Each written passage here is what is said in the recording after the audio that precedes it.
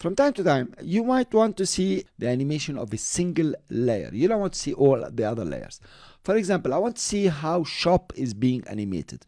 I can come to the layer shop, I already chose it, and enable the switch solo.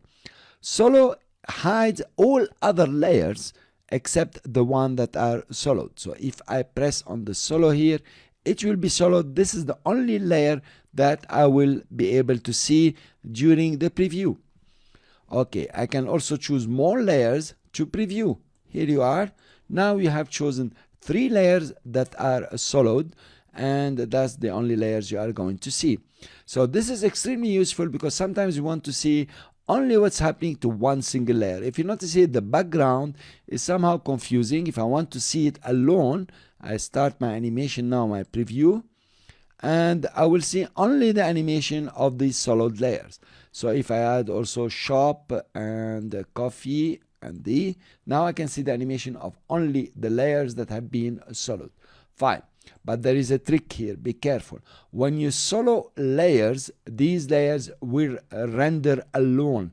The other layers will not render. It means in your video, when you produce one, you will not have the other layers. How to overcome this? If you come to composition and say, okay, add to render queue, and you come to best setting, you have an option here, solo switches. Current setting means you are going to render only the layers that have been soloed.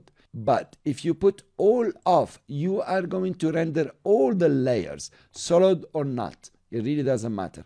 And usually this is the default, so be very careful.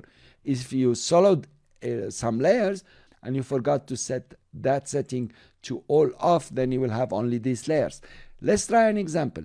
So I will say okay here, and then I come to my composition. I'm soloing only these layers. I will come to render queue and I go to lossless. Let me adjust it, and I want AVI. Let's take quick time.